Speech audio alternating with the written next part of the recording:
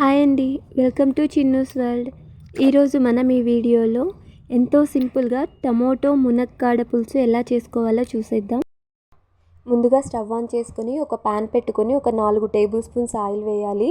ఇది కాస్త హీట్ అయిన తర్వాత సన్నగా తరిగిన ఉల్లిపాయ ముక్కలు వేయాలి. ఇప్పుడు ఇందులో 1-2 పచ్చిమిర్చి, కొంచెం కరివేపాకు వేసి ఒకసారి అలా కలపాలి.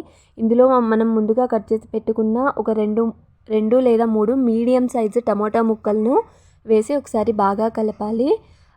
ఇది బాగా కలిపిన తర్వాత దీనిపైన మనం మూత పెట్టుకొని బాగా మెత్తబడే వరకు మగ్గించుకోవాలి.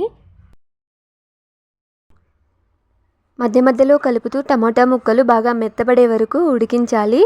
ఇలా టమాటాలు బాగా మెత్తబడిన తర్వాత ముందుగా మనం కట్ చేసి పెట్టుకున్న ములక్కాడ ముక్కలను వేసి ఒకసారి బాగా వీటిని బాగా కలపాలి.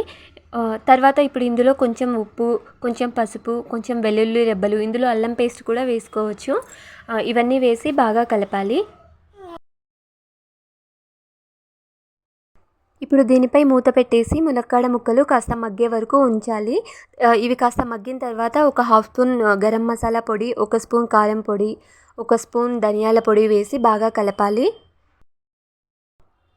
ఇవన్నీ వేసిన తర్వాత మంట వచ్చేసి మీడియం ఫ్లేమ్లో మాత్రమే కలపాలి. లేదంటే మసాలాలు మాడిపోతాయి.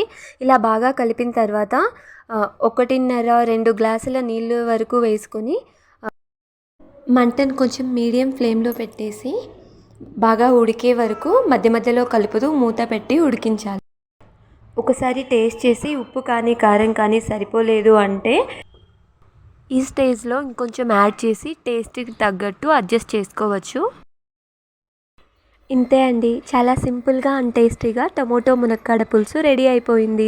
ఈ వీడియో మీకు నచ్చినట్లయితే తప్పకుండా లైక్ చేసి ఇలాంటి మరెన్నో వీడియోస్ కోసం మన ఛానల్ అయితే సబ్స్క్రైబ్ చేసేయండి. థ్యాంక్స్.